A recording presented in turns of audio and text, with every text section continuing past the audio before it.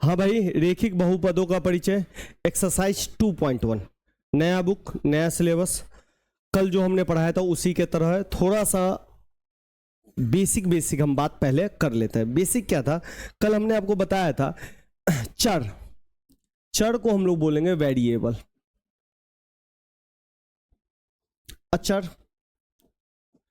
अचर को हम बोलेंगे कांस्टेंट। ये दो चीज पहले समझिए।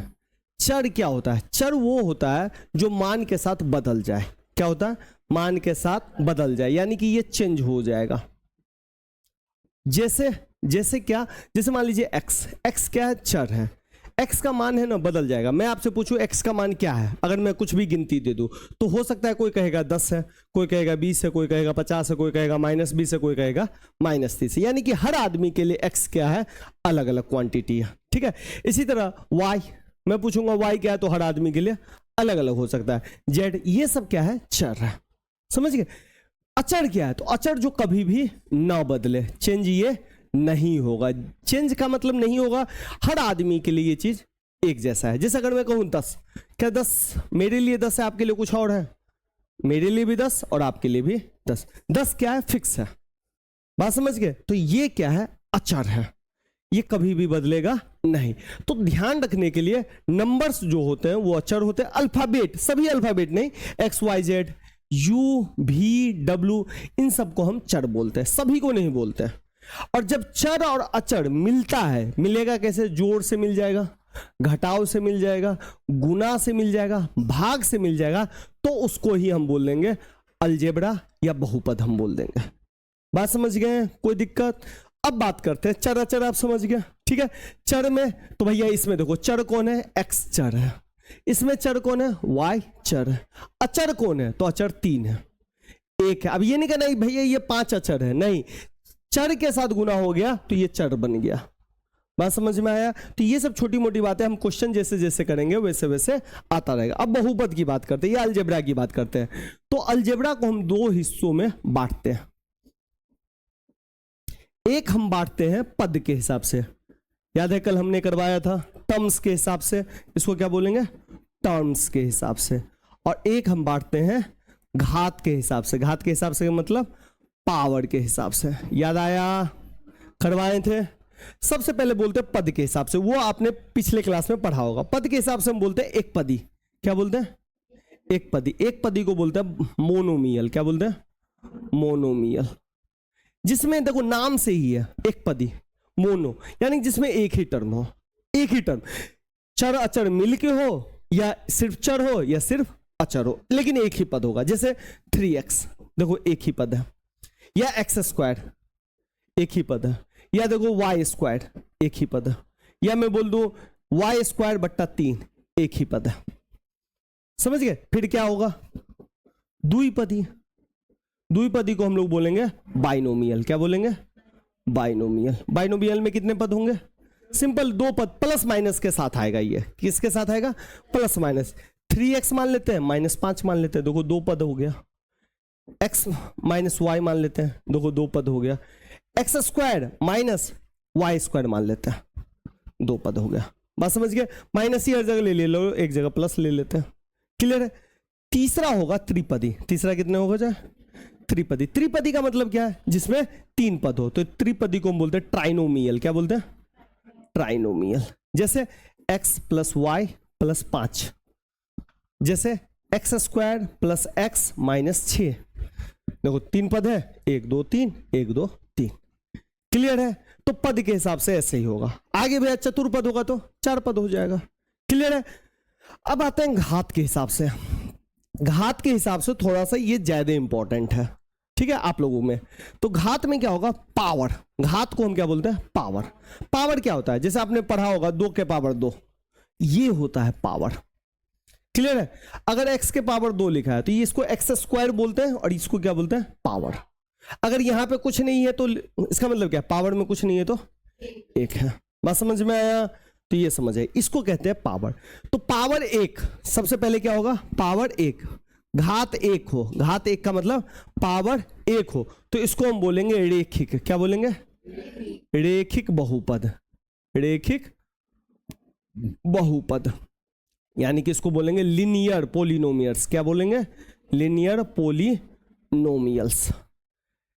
इसका एग्जाम्पल क्या है? एग्जाम्पल के लिए हम ऐसे लिखाते हैं ए एक्स प्लस बी, इसका नोटेशन है, ये क्या है? नोटेशन, इसके हिसाब से लिखाएगा। ए क्या है, बी क्या है, तो भैया अचर वाला पार्ट आ जाएगा इसमें। एक्स क्या है? एक्स चर है, वेरिएबल है। इसका एग्जाम्पल क्या है? एग्जाम्पल जैसे मैं लिखूंगा एक्स प्लस 5, देखो एक्स के पावर में कितना है? 1। सिर्फ हम y भी लिख सकते हैं, y के पावर में क्या? 1। सिर्फ मैं z भी लिख सकता हूं या +6 भी लिख सकता हूं, ठीक है, कुछ भी लिखिए, लेकिन पावर में, चर के पावर में, किसके पावर में? चर, अल्फाबेट के पावर में कितना होना चाहिए? 1। और उसको क्या बोलेंगे? रेखिक। इंग्लिश में क्या बोलेंगे? लीनियर। बात समझ गए?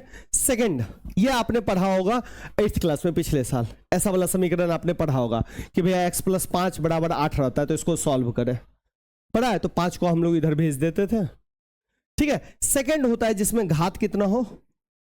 2 हो, पावर कितना हो? 2, तो उसको हम लोग बोलेंगे द्विघात। क्या बोलेंगे? द्विघात बहुपद। इसका द्विघात को हम बोलते हैं क्वाड्रेटिक। क्या बोलते हैं? अब यहां से आप लोगों के लिए इंपॉर्टेंट हो जाता है क्या? क्वाड्रेटिक। थोड़ा सा इसमें भी पढ़ना है, थोड़ा सा इसमें भी पढ़ना है, क्लियर है? क्वाड्रेटिक, क्वाड्रेटिक का एग्जांपल क्या होगा? ax² + bx + c। क्या मैंने बोला? घात कितना हो? 2। 1 हो सकता है, हाँ हो सकता है, लेकिन ज्यादा कितना होना चाहिए? 2। 2 से ज्यादा नहीं होना चाहिए, 2 से ज्यादा होगा तो कुछ और बन जाएगा, तो कम से कम कितना रहना चाहिए? 2। तो 2 जो है होगा उसको क्या बोलेंगे? द्विघात। जैसे एग्जाम्पल देखो, तो ये वाला एग्जाम्पल है द्विघात का, x² + x - 6, तो ये वाला इसमें क्या हो जाएगा? फिट बैठ जाएगा, क्लियर है? इसमें हम एग्जाम्पल डाल देते हैं x² + 6x, यही छोड़ देते हैं, या सिर्फ मैं y² लगा दूंगा, ये भी आ जाएगा, z² लगा दूंगा, ये भी आ जाएगा। बस इसमें आपको क्या ध्यान देना है? पावर पे कितना है। इसमें क्या ध्यान देना है? पावर वावर पे नहीं ध्यान देना है, इसमें ध्यान देना है कितने पद है। बात समझ गए? 1 होगा तो 1 पद, 2 होगा 2 पद, 3 होगा 3 पद। इसमें पावर पे ध्यान देना है। किसके पावर पे? चर के पावर पे। बात समझ गए? वेरिएबल के पावर पे ध्यान देना है, क्लियर है? तो ये हो गया घात 2। घात 3 होगा तो क्या होगा? घात 3 होगा तो इसको हम बोलते हैं त्रिघात। क्या बोल देंगे? त्रिघात को हम बोलते हैं क्यूबिक। क्या बोलेंगे? क्यूबिक। इसका एग्जाम्पल क्या होगा? ax³ + bx² + cx + d। ध्यान से देखो, पावर 3 तो होना ही चाहिए, 3 से ज्यादा नहीं होना चाहिए, तब जाके त्रिघात होगा। 3 से कम हो सकता है, हाँ हो भी सकता है, नहीं भी हो सकता, क्लियर? इसका एग्जाम्पल सिर्फ मैं ऐसे भी लिख दूंगा तो ये भी एग्जाम्पल में आ जाएगा। इसमें मैं x² लगा दूंगा तो ये भी एग्जाम्पल हो जाएगा, x लगा दूंगा ये भी, 8 लगा दूंगा ये भी, सब आ जाएगा। बात समझ गए? क्योंकि पावर क्या है? 3 है। अगर मैं ये लिख दूं तो ये क्या त्रिघात का एग्जाम्पल होगा? बताओ तो हाँ या नहीं? नहीं होगा, क्योंकि 4 है। समझ गए? ये चतुर्घात हो गया, तो त्रिघात बनाने के लिए हमको 3 से कम रखना पड़ेगा। बात समझ गए? तो ये हो गया, कल हमने यही सब पढ़ा हुआ था, ठीक है? अब देखो यहां पे एक पदी, द्विपदी, त्रिपदी देख लिया, यहाँ पे घात 1, घात 2, घात 3, ये सब भी देख लिया। अब समझो कि चर जो होता है ना, कभी कभी ना 1 से ज्यादा भी आ सकता है, 1 से ज्यादा। अगर 1 चर होगा तो उसको बोलेंगे 1 चर वाला, 1 वेरिएबल। 2 चर आएगा तो उसको बोलेंगे 2 वेरिएबल, 2 चर वाला। बात समझ में आ गया? मतलब क्या भैया? देखो जैसे ये इसमें 1 ही चर है ना, तो इसको 1 चर बोलेंगे, 1 वेरिएबल। और किसी किसी में x + y = 10 आ जाएगा, तो ये कितने वेरिएबल हो गए? 1 इधर, 1 इधर, तो ये हो गया 2 वेरिएबल। बात समझ गए? 3 वेरिएबल भी आ सकते हैं, 4 भी आ सकते हैं बड़े क्लास में। अभी आप लोगों को 2 वेरिएबल तक ही रुकना है। बात समझ गए? तो 2 चर वाला भी आ सकता है और 1 चर वाला। 1 चर वाला तो हम 7th में भी पढ़े हैं, 8th में भी पढ़े। अब आते हैं क्वेश्चन पे। क्वेश्चन पे आए आप आराम से देखिए, यहीं पे देखने का कोशिश करते हैं, थोड़ा इस सबको साफ कर देते हैं। चलिए भाई, क्वेश्चन देखिए, इंग्लिश वाला बच्चा बुक से मिला लीजिएगा, सेम क्वेश्चन वही है। क्वेश्चन है, नीचे दिए गए बहुपदों की घातें ज्ञात करिए। भाई इसमें कौन सा घात है? पावर कितना है? 2 है ना, 2 है ना। देखो ना, मैक्सिमम पावर कितना है? मैक्सिमम से मतलब है, मिनिमम से मतलब नहीं। तो पावर घात कितना हो गया इसका? 2। और 2 घात वाले को हम क्या बोलते हैं? द्विघात या क्वाड्रेटिक, तुमको मन है लिखना तो लिख देना। क्या बोलते हैं इसको? द्विघात। इंग्लिश में क्या लिख देगा? क्वाड्रेटिक। बात समझ में आया? क्लियर है? इसमें बताओ कितना घात है? 3। तो घात कितना हो गया? 3। इसको क्या बोल देंगे? इंग्लिश में क्या बोलेंगे? क्यूबिक। ठीक है, इसमें बताओ। अब कहोगे भैया इसमें तो चर ही नहीं है, रेखिक नहीं। रेखिक तब होगा जब पावर 1, लेकिन इसमें चर है, वेरिएबल है। इसमें वेरिएबल है, इसमें वेरिएबल है, इसमें वेरिएबल है। वेरिएबल का मतलब अल्फाबेट। इसमें है अल्फाबेट? है नहीं है, लेकिन ये छुपा हुआ है। तो इसको कैसे निकालेंगे? देखो, आपने एक चीज पढ़ा होगा कि किसी भी पावर पे जब 0 होता है तो उसका वैल्यू कितना हो जाता है? 1। 8th क्लास में आपने पढ़ा होगा कि भैया 100 के पावर में भी 0 होगा तो 1 होगा, किसी के भी पावर में 0 होगा तो क्या होगा? 1। अब कुछ भी ले लीजिए, ठीक है, -9 को 1 से गुना करेंगे, कुछ फर्क पड़ेगा नहीं। फिर -9, 1 को हम लिख देते हैं x के पावर 0, तो x के पावर 0 क्या हो जाएगा? 1 बन जाएगा। और ये -9 से गुना होगा तो 9। इस बार घात कितना है? बात समझ में आ गया? और जब घात 0 हो जाएगा, मैक्सिमम घात 0 हो जाएगा, तो इसका मतलब है इसको हम बोल देंगे अचर पद। क्या बोल देंगे? अचर पद। ये स्पेशल केस है। ये क्या है? स्पेशल केस, अचर पद। क्लियर है? यानी कि सिर्फ यही है। कहां छुपा था? समझ में आ गया? 0 के ऊपर छुपा था। इसमें कितना है भाई? पावर कितना है? कुछ नहीं है तो 1 है। जेड के पावर में कुछ दिख रहा है? नहीं, तो क्या होगा? 1। और 1 वाले को हम लोग क्या बोलते हैं? रेखिक। क्लियर है? कल हमने यही पढ़ा था ना, बस यही है। अब देखो सेकंड क्वेश्चन, देखो घात 1 वाला, घात 2 वाला और घात 3 के बहुपद लिखिए। भैया यहां पे तो लिखा ही है घात 1 वाला बहुपद, घात 2 वाला बहुपद, घात। और भी एग्जाम्पल अपने तरफ से सोच लेना। सोच के लिख सकते हो कि नहीं लिख सकते हो? लिख सकते हो। पावर वाला लिख लोगे। अब जैसे कोई भी एग्जाम्पल एक सोच लो ना, जैसे 3 वाला सोचते हैं, पावर कितना होना चाहिए? 3, घात 3 होना चाहिए। तो इसका सोचो, थोड़ा सा दिमाग लगाओ। कुछ भी सुन लेते, एक्स क्यू ले लेते हैं। आगे कुछ जोड़ना है तो जोड़ो, नहीं जोड़ना है छोड़ दो। वाई क्यू लेके प्लस वाई लगा देते हैं, दूसरा हो गया। कुछ सोचना है, वाई प्लस वाई क्यू लगा देते हैं, प्लस वाई स्क्वायर लगा देते हैं। मैक्सिमम 3 होना चाहिए, मिनिमम हो सकता है लेकिन मैक्सिमम 3 होना चाहिए। क्लियर है? इसी तरह 2 वाला लिख लोगे। 2 वाला कैसे लिखोगे? भैया एक्स स्क्वायर माइनस एक्स ले लो, भैया एक्स स्क्वायर प्लस 6 ले लो, भैया 6x स्क्वायर प्लस 8 ले लो, भैया Y square 3y square minus 6 ले लो, या प्लस 6 ले लो। कुछ भी लिख सकते हैं। पावर 2 है ना सब में, घात। बात समझ में आ गया? बहुपद में एक्स स्क्वायर और एक्स क्यू के गुणांक क्या है ये समझो थोड़ा। कल भी मैंने ये गुणांक वाला चीज बताया था, याद है आपको? ज्यादा मिस हो रहा है क्या कि ठीक है समझ में आ रहा है? तो गुणांक क्या होता है? गुणांक को अनुराग बाबू कहते हैं कॉफिशिएंट। क्या बोलते हैं?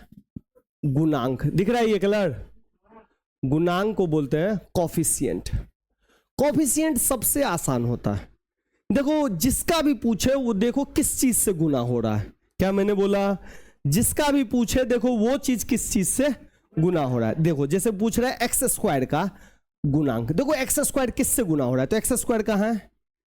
ये है। किससे गुना हो रहा है? तो एक्स स्क्वायर का गुणांक क्या हो गया? 6। तो यहां पे लिख देंगे एक्स स्क्वायर का गुणांक 6। बात समझ में आ गया? यानी कि कॉफिशिएंट ऑफ एक्स स्क्वायर कितना हो जाएगा? 6। ठीक है। एक्स क्यू का पूछ रहा है, अब एक्स क्यू खोजो। एक्स क्यू ये है, ये किससे गुना हो रहा है? लेकिन माइनस से लगा तो माइनस लेंगे। बात समझ गए? तो लिखेंगे एक्स क्यू का गुणांक कितना है भाई? -3। कॉफिशिएंट ऑफ एक्स क्यू कितना हो जाएगा? -3। कल भी पढ़े थे। गुणांक में हमेशा ध्यान रखना किससे ये गुना हो रहा है। क्लियर है? चले आगे चलिए। अब देखो जेड का गुणांक पूछ रहा है। आप कहोगे भैया इसमें तो जेड है, ये नहीं है। देखो ध्यान से, जेड है? जेड है? कहां है जेड? जेड नहीं है, स्क्वायर है। स्क्वायर का नहीं पूछा है आपसे। क्यू है, क्यू का नहीं पूछा है आपसे। किसका पूछा है? स्क्वायर का। ठीक ठीक है, यहाँ पे थोड़ा सा आप लोग उतारोगे नहीं, चलो थोड़ा सा कहाँ पे बनाए, 4ZQ प्लस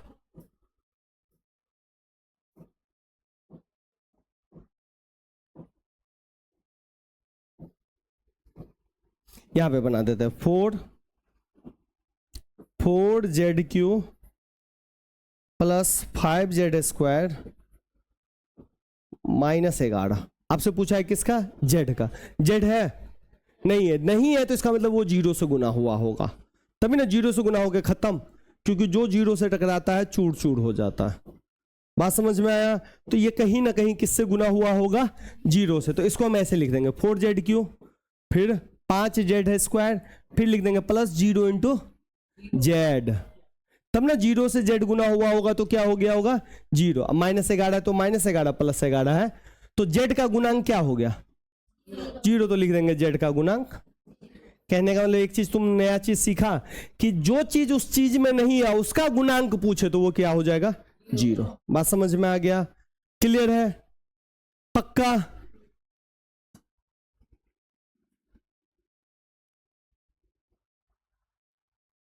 चलिए ठीक है। अच्छा इसमें एक बताओ तो x का गुणांक कौन है? x का गुणांक हो गया -2, ठीक है ना। अब कह रहा है बहुपद में अचर पद, क्या अचर पद, चर अचर, तो भैया x चर हो गया, ये अचर गुना हो गया, ये भी पूरा क्या हो गया चर, ये भी पूरा क्या हो गया, ये भी क्या हो गया चर, ये अकेला क्या हुआ, इसमें कुछ भी अल्फाबेट नहीं लगा, तो ये अकेला क्या हो गया अचर। तो अचर कितना हो गया माइनस, कांस्टेंट हो गया -10। ध्यान रखिएगा चर के साथ जो भी गुना भागा ले लेगा वो चर ही हो जाएगा। बात समझ गए? जो अकेला रहेगा वो क्या है अचर। कल हमने पढ़ा था कि नहीं पढ़ा था?